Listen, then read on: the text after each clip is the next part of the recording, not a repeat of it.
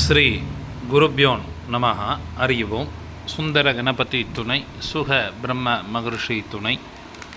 ஆன்மீக செல்வர்களே, கிரிக்கெட் நேயர்களே, ஐபிஎல் 2025 இந்தியாவில் சிறப்பான முறையில் நடைபெற்று வருகின்றது. நாம் அனைவரும் அறிந்ததே.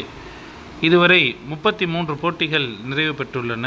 இன்றைய தினம் 34வது போட்டியாக பெங்களூரு சின்னஸ்வாமி ஸ்டேடியத்தில் ஆர்சிபி மற்றும் கிங்ஸ் 11 பஞ்சாப் அணிகள் மோத இருக்கின்றார்கள். இந்த போட்டி ஒரு எதிர்பார்ப்பு நிறைந்த போட்டியாக இருக்கும். ஏனென்றால் இரு அணிகளுமே 3 மற்றும் 4ஆம் இடத்தில் உள்ளார்கள். எனவே 2ஆம் இடத்துக்கு செல்லக்கூடியவர்கள் யார் என்பதை தீர்மானிக்கக்கூடிய ஒரு போட்டியாக இந்த போட்டி இருக்கும். எனவே இந்த போட்டி பெங்களூரில் நடைபெறுவதால் சுவாரஸ்யத்திற்கும் விறுவிறுப்புக்கும் பஞ்சம் இருக்காது. நமக்கெல்லாம் ஒரு மிகப்பெரிய ஒரு விருந்தாக இந்த போட்டி அமையக்கூடியதாக இருக்கும். இன்றைய தினம் ராயல் சேலஞ்சர்ஸ் பெங்களூர் அணி மற்றும் கிங்ஸ் 11 பஞ்சாப் அணிகள் மோதும் போட்டிக்கு முன்பாக நேற்றைய தினம் நாம் கூறியது போலவே மும்பை இந்தியன்ஸ் அணி வெற்றி பெற்றார்கள்.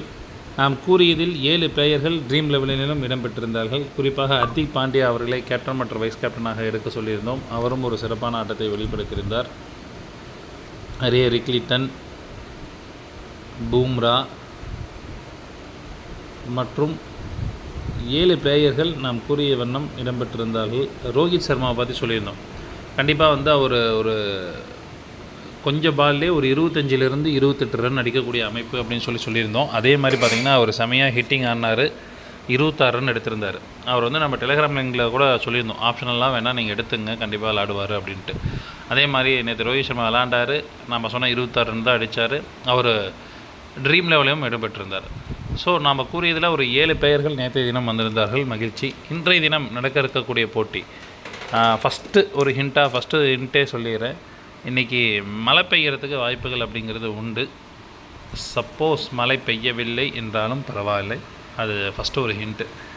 ரெண்டாவது, இன்றைய தினம் 2வது ஹிண்ட்டாக எடுத்துக்கொண்டேயானால் லெஃப்ட் ஹேண்டர்ஸ் ஜொலிக்கக்கூடிய அமைப்பு அப்படிங்கிறது உண்டு. அதாவது இடது கை ஆல்ரவுண்டரோ இல்லை வேகப்பந்து வீச்சு, அதாவது இடது கை ஆல்ரவுண்டர்லேயே வேகப்பந்து வீச்சாளரும் ஸ்பின் பவுலர் போடக்கூடியவர்களும் 2 அணியிலுமே இருக்காங்க. இடது கை பேட்ஸ்மேனோ அல்லது இடது கை பந்து வீச்சாளரோ ஆல்ரவுண்டரோ கேப்டன் அல்லது வைஸ் கேப்டனாக வரக்கூடிய அமைப்பும், குறிப்பாக விக்கெட் கீப்பரில் யாராவது ஒருத்தர் கேப்டன் அல்லது வைஸ் கேப்டனாக வரக்கூடிய அமைப்பு அப்படிங்கிறது இன்றைய தினம் இருக்கின்றது. அதை இப்படி எடுத்துக்கலாம்.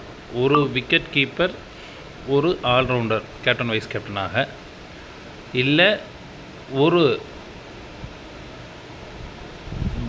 பேட்ஸ்மேன், ஒரு ஆல்ரவுண்டர் லெஃப்ட் ஹேண்டடாக இருக்கக்கூடிய அமைப்பு அப்படிங்கிறது உண்டு. இன்றைய தினம் கிங்ஸ் 11 பஞ்சாப் அணி முதலாவது பேட்டிங் செய்தார்கள் என்றால் சிறப்பாக விளையாடக்கூடிய நபர்கள் பிபி சிங், ஸ்ரேயஸ் ஐயர், ஜாஸ் இங்கிலீஷ், மேக்ஸ்வெல் போன்றோர் ஒரு சிறப்பான பேட்டிங்காக இருக்கும்.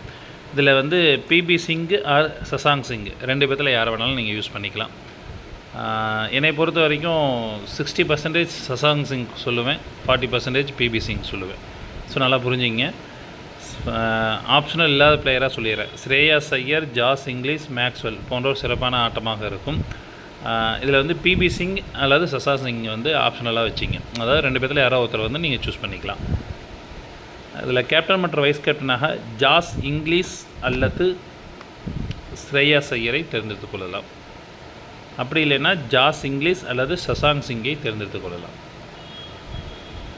கிங்ஸ் 11 பஞ்சாப் அணி ஆல்ரவுண்டராக மார்க்கோ யான்சன் அவர்களை தேர்ந்தெடுத்துக் கொள்ளலாம். கிங்ஸ் 11 பஞ்சாப் அணி முதலாவது பந்து வீசினார் என்றால் விக்கெட்டுகளை வீழ்த்தக்கூடியவர்கள்.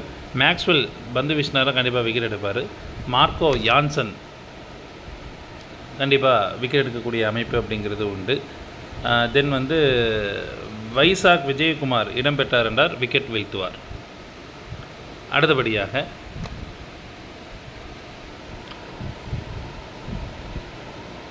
கிங்ஸ் 11 பஞ்சாப் அணி 2வது பேட்டிங் செய்தார்கள் என்றால் சிறப்பாக விளையாடக்கூடியவர்கள் பிபி சிங், ஸ்ரேயாஸ் ஐயர், ஜாஸ் இங்கிலீஷ் மற்றும் மேக்ஸ்வெல் போன்றோர் சிறப்பான பேட்டிங்காக இருக்கும். ரெண்டாவது பேட்டிங் பண்ணும்போது நீங்கள் ஸ்ரேயாஸ் ஐயர் அல்லது சசாங்க் சிங் ரெண்டு பேர்த்தில் யாரோ ஒருத்தரை சூஸ் பண்ணிக்கலாம். ஃபஸ்ட்டு பேட்டிங் பண்ணும்போது பிபி சிங் அல்லது சசாங்க் சிங், ரெண்டாவது பேட்டிங் பண்ணும்போது ஸ்ரேயாஸ் ஐயர் அல்லது சசாங்க் சிங் ரெண்டு பேர்த்தில் யாரோ ஒருத்தர் சூஸ் பண்ணிங்க. இதில் கேப்டன் மற்றும் வைஸ் கேப்டனாக இங்கிலீஷ் அல்லது மேக்ஸ்வெல்லை தேர்ந்தெடுத்துக் கொள்ளலாம். கிங்ஸ் 11 பஞ்சாப் அணி ஆல்ரவுண்டராக மார்க்கோ யான்சன் நிரந்தரமான பிளேயர். அடுத்து கிங்ஸ் 11 பஞ்சாப் அணி இரண்டாவது பந்து வீசும் பொழுது விக்கெட் வீழ்த்தக்கூடிய அமைப்பு யுவேந்திர சஹால், வைசாக் விஜயகுமார் மற்றும் ஹர்ஷதீப் சிங் போன்றோர் விக்கெட்டுகளை வீழ்த்துவார்கள். அடுத்தபடியாக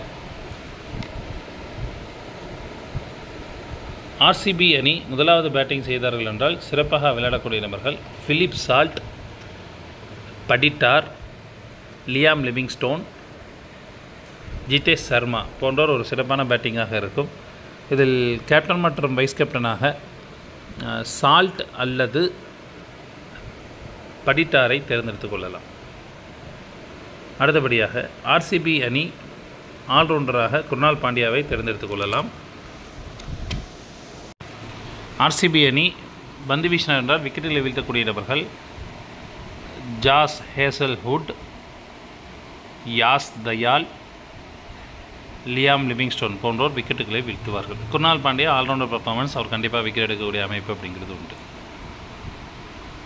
ஆர்சிபி அணி இரண்டாவது பேட்டிங் செய்யும் பொழுது சிறப்பாக விளையாடக்கூடியவர்கள் பிலிப் சால்ட், விராட் கோலி மற்றும் படிட்டார் போன்றோர் ஒரு சிறப்பான பேட்டிங்காக இருக்கும்.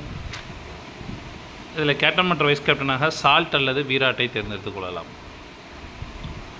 ஆர்சிபி அணி இரண்டாவது பந்து வீசும் பொழுது விக்கெட்டுகளை வீழ்த்தக்கூடியவர்கள் ஹேசல்வுட், குர்னால் பாண்டியா, யாஸ் தயால் போன்றோர் விக்கெட்டுகளை வீழ்த்துவார்கள். முக்கியமான ஹிண்ட் என்ன அப்படின்னா, இன்றைய தினம் ஆர்சிபி ரெண்டாவது பேட்டிங் பண்ணாங்கன்னா வின் பண்ணுறதுக்கு வாய்ப்புகள் இருக்குது. முதல்ல பேட்டிங் பண்ணாங்கன்னா வாய்ப்பு கொஞ்சம் கம்மியாக தான் இருக்குது. இருந்தாலும் வின்னிங் ரிசல்ட் அப்படிங்கிறது நம்ம கடைசியாக பார்ப்போம். ஸோ இன்றைய தினம் நாம் கூறியது போலவே ஒரு சிறப்பான போட்டியாக இருக்கும்.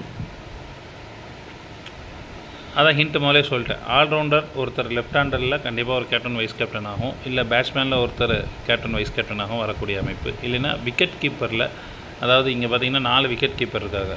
பிபி சிங்கு, ஜாஸ் இங்கிலீஷு, தென் வந்து பிலிப் சால்ட்டு மற்றும் ஜிதேஷ் சர்மா, இவங்க 4 பேர் இருக்காங்க. இதில் வந்து 2 பேர் நல்லா விளையாடுவாங்க. அதில் வந்து ஒருத்தர் வந்து கேப்டன் வைஸ் கேப்டன் பொறுப்பு வரக்கூடிய அமைப்பு அப்படிங்கிறது இருக்குது. தென் ஸோ வந்து இன்றைக்கி 2 பேரோட ஹாரஸ்கோப்புமே வந்து ஈக்குவல் பவராக தான் இருக்குது. கிங்ஸ் 11 பஞ்சாப் இது பார்த்தாலும் சரி, ஆர்சிபி இது பார்த்தாலும் சரி, ஈக்குவல் பவராக தான் இருக்குது. வேறு ஏதேனும் மாற்றங்கள் வரும் பட்சத்தில் டெலகிராம் லிங்கில் அப்டேஷன் என்பது வழங்கப்படும். கிங்ஸ் 11 பஞ்சாப் அணி வெற்றி பெறுவார்கள். நன்றி, வணக்கம்.